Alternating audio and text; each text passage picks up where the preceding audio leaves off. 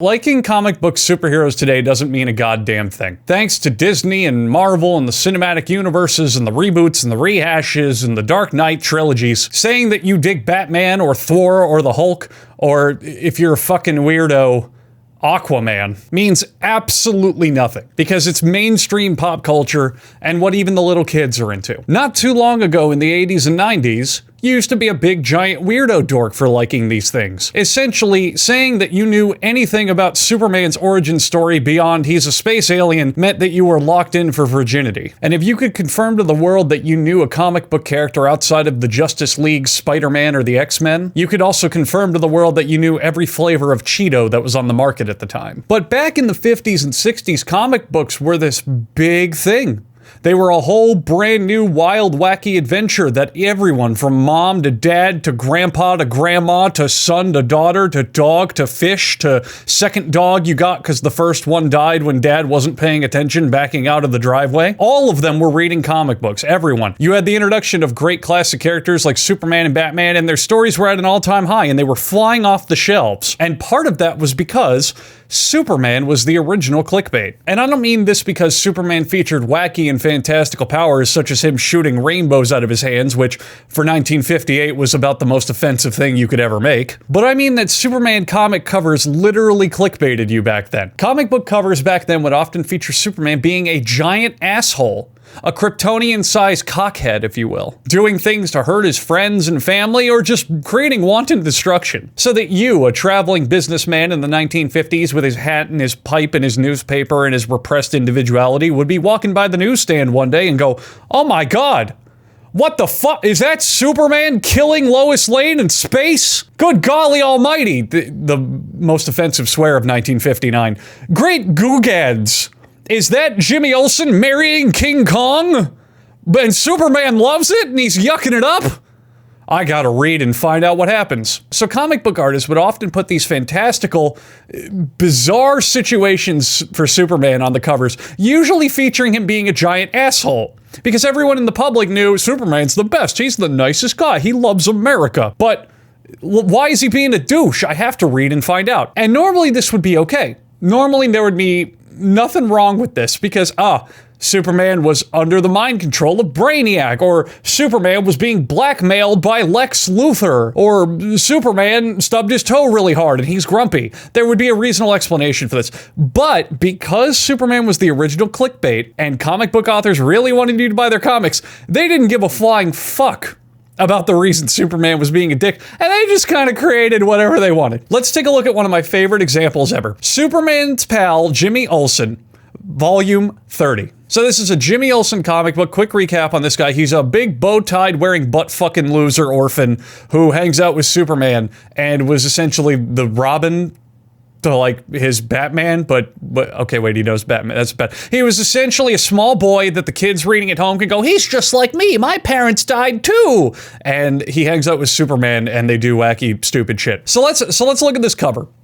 "Jimmy, this gift you have gotten me for Father's Day makes me sorry I ever adopted you as my son. I'll have to destroy it to teach you a lesson." "But Superman, Dad, what did I do wrong?" So here's Superman's being a giant douche, destroying this robe, actively going out to hurt his apparently beloved son. Have you ever been sitting with your dad at Christmas and you handed him a sweater with your tears? And he holds it up and he goes, oh God, this is so offensive.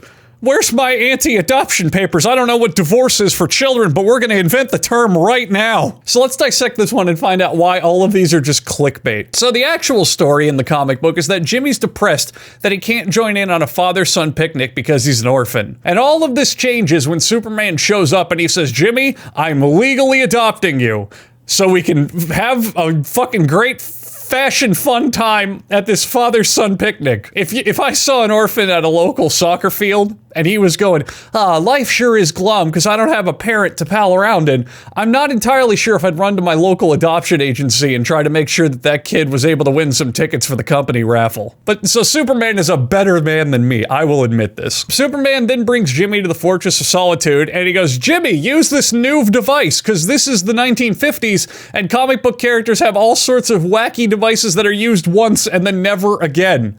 Bat shark repellent.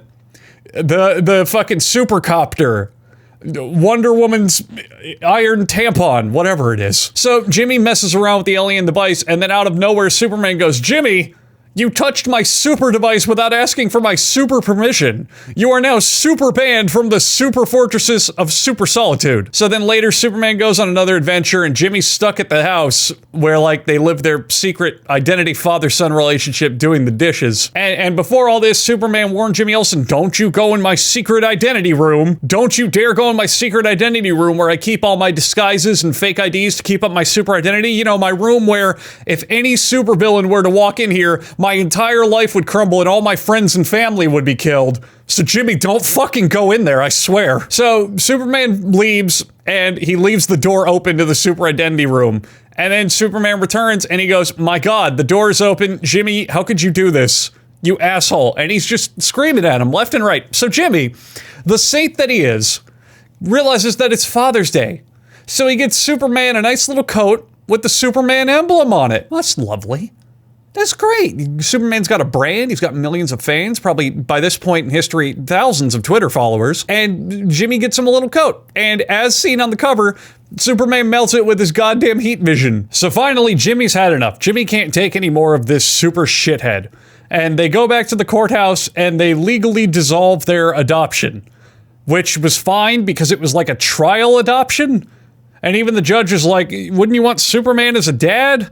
But if anyone wants Superman as a dad, why make it a trial?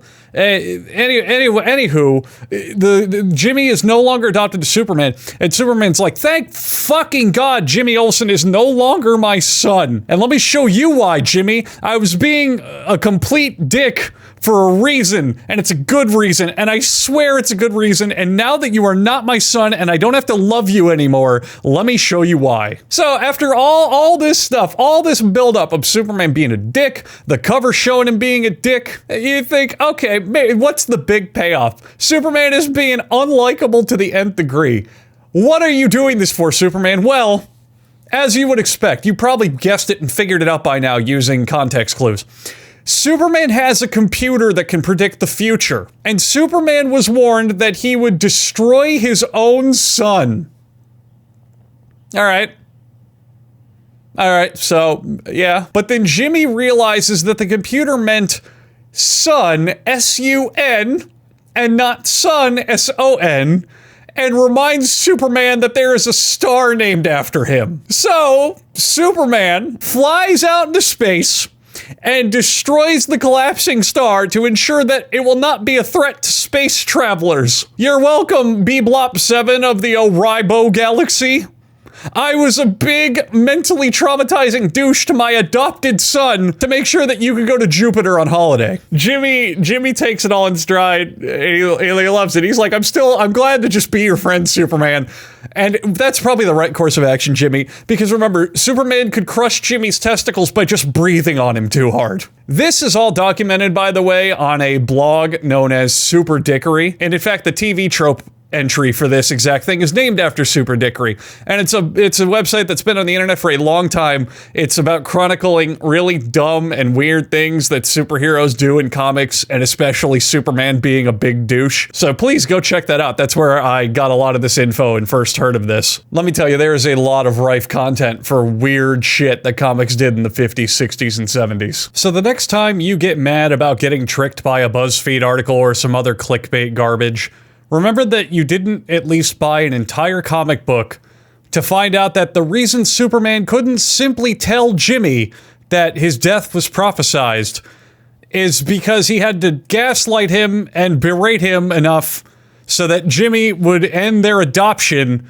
because he forgot that he had a star named after him told to him by a future predicting supercomputer. Yeah. And if you want to be told about more dumb things I know about, ask me questions, or watch me play video games, check out my Twitch, linked in the description.